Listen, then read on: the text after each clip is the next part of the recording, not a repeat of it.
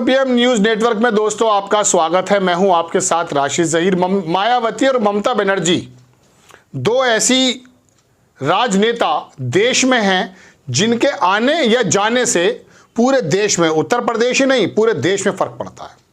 लेकिन क्या ममता बनर्जी के जाने का घोषणा करना, जाना इन द सेंस उन्होंने कहा कि हम अकेले लड़ेंगे, लेकिन ये नहीं कहा है कि साहब हम इंडिया गठबंधन में नहीं रहेंगे। लेकिन गोदी मीडिया ने एक शोर, बुखार, ज्वार एक ऐसा उठाकर रख दिया इन फ्रंट ऑफ यू कि साहब गठबंधन फेल हो गया। मायावती के बारे में भी ऐसे होता है, नीतीश कुमार के बारे में भी ऐसे होता है। मैं तीनों बातें आपके सामने रखने ये जा रहा हूँ कि ममता बनर्जी से शुरू करके मायावती पर आऊँगा।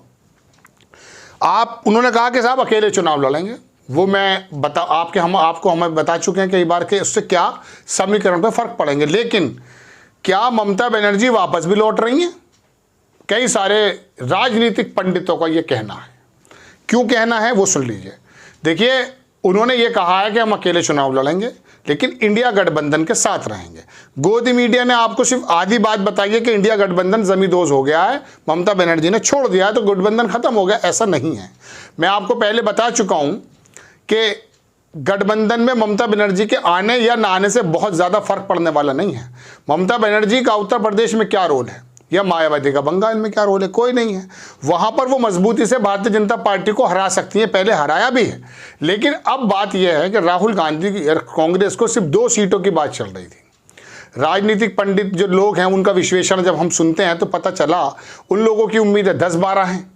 ममता बनर्जी 10-12 देना नहीं चाहती, 2 या 3 दे देंगी। तो अब ऐसे में राहुल गांधी जो बंगाल आ गए हैं, आज बंगाल आने के बाद होगा यूं, दर्शकों लोगों का कहना है वैसे 32-34 27% 30% के करीब हम अल्पसंख्यक वोट है।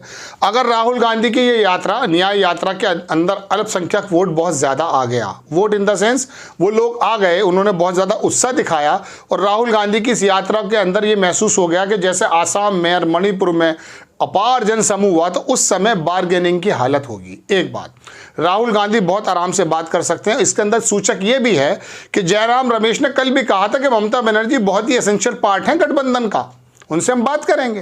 तो राहुल गांधी बार्गेनिंग जैसी स्थिति ऐसी पैदा कर रहे हैं कि अब जो उनकी यात्रा बंगाल के अंदर आई है इसके अंदर वो जनसमूह देखेंगी और राहुल गांधी को अगर लगा कि जनसमूह उनकी तरफ है तो बार्गेनिंग पावर अच्छी हो जाएगी।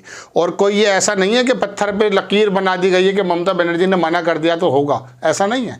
ये अधिसूचना जारी होगी, उसके बाद ममता बनर्जी के वापस आने की उम्मीद उतनी ही ज़्यादा है जितनी ज़्यादा मोदी जी के 2024 में जीतने की और या गठबंधन के जीतने की। तो ममता बनर्जी वापस गठबंधन में आ सकती है, ऐसा बहुत सारे राजनीतिक पंडितों का कहना है।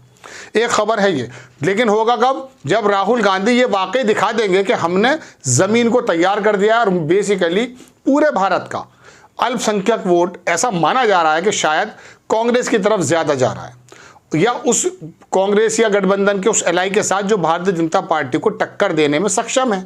तो वहां पर इतनी बड़ी तादाद में कई सारी लोकसभा सीट तो ऐसी हैं दर्शकों जहां पर मुस्लिम वोट ही डिसाइड कर देगा कि कौन जीतने वाला है।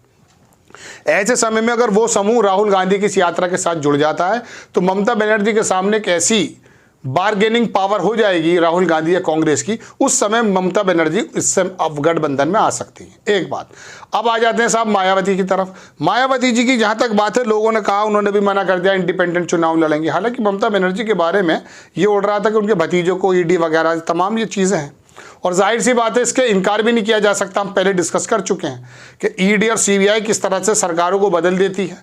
लेकिन अधिसूचना जारी होने के बाद संभवतः ममता बनर्जी के बाद मायावती भी शायद दोबारा से वापस आ जाए। अगर मायावती गठबंधन में आ जाती हैं या कांग्रेस गठबंधन मायावती से कर लेती है तो आपको मैं बताऊं उत्तर प्रदेश के हालात भी बिल्कुल बदल जाएंगे।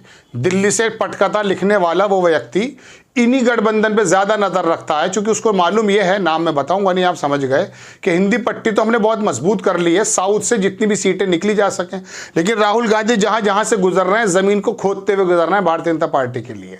आप मणिपुर देख लीजिए, आसाम के अंदर बिस्वा साहब ने खुद ही उनका काम आसान कर दिया है। जब पूरे देश को राम में बनाने की कोशिश की गई, राहुल गांधी को वहाँ पर यात्रा को रोककर उन पर FIR दर्ज करा के मंदिर में ना जाकर सोशल मीडिया पर राहुल गांधी को बहुत ज़्यादा फुटेज मिला। चलिए, तो मायावती अगर मिसाल के तौर पर संभवतः आ जाए, अगर चुनाव के हर 15 दिन बाद एक समीकरण बदल रहा है, कभी नीतीश कुमार के बारे में बातें उड़ाई जा रही हैं दर्शकों, कभी मायावती के बारे में, तो ये एंड में भी झटका लग सकता है।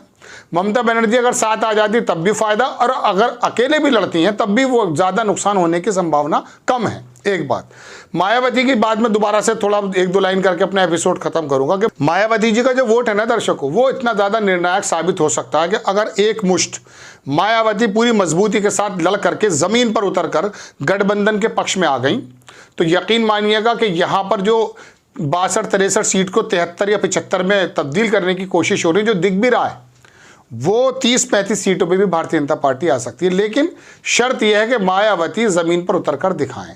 लेकिन मायावती के ना लड़ने से भी एक फ़ायदा होता, मैंने पहले भी आपको बताया था कि मायावती अगर लड़ती हैं, अकेले ही लड़ती हैं, इंडिपेंडेंट लड़ती हैं, लेकिन मजबूती से लड़ती हैं, अमित शाह जी का कोई इशारा नहीं होता उसमें, तो उस समय जो बहुजन समाज का वोट है, जो जाटा वोट है, अगर वो भी मायावती के पार्टी के अंदर ही इंटैक्ट रहा, जो कि रहता है पहले से ही, उस समय भी एक फ़ायदा ये होगा कि वो भारतीय जनता पार्टी को नहीं मिलेगा। लेकिन अगर मायावती ने इलेक्शन लड़ने में थोड़ी ढिलाई बरती, थोड़ी सुस्ती बरती, जैसे 2022 में बरती थी, तो उस समय इसमें से कुछ वोट संभवतः बीजेपी की तरफ चला जाए, उस वक्त नुकसान हो सकता है। 2 महिलाएं और 2 राजनेता जो ये हैं दर्शकों, वो वाकई पूरा का पूरा 2024 का इलेक्शन को पलटने को तैयार हो सकती हैं या पलटा जा सकता है। लेकिन बड़ी खबर, ममता बनर्जी के आने की दोबारा गुंजाइश इतनी ही ज़्यादा है जितना कि आने वाला वक्त 2024 का दिखाई दे रहा है। यानी कि लोग कहते हैं मोदी जी आ रहे हैं या गठबंधन आ रहा है, ममता बनर्जी दोबारा आ सकती हैं और गोदी मीडिया के इस प्रचार के अंदर पंक्चर भी लग सकता है कि गठबंधन खत्म हो चुका है। बड़ी खबर यही है कि राजनीतिक पंडितों का मानना है ममता बनर्जी दोबारा वापस आ सकती हैं। सिर्फ राहुल गांधी की इस यात्रा का, इसके अंदर कितना जनसमूह मिलता है, जो आज से शुरू हो रही है, बंगाल एंटर हो चुकी है, उसके बाद पता चलेगा। और जयराम रमेश एक बेहतरीन इंडिकेशन दे भी चुके हैं। आपको खबर कैसी लगी अपनी राय कमेंट्स बॉक्स में ज़रूर दीजिए। चैनल को सब्सक्राइब कीजिए, शेयर कीजिए। नेक्स्ट टाइम में किसी खबर के साथ आता हूँ। जय हिंद।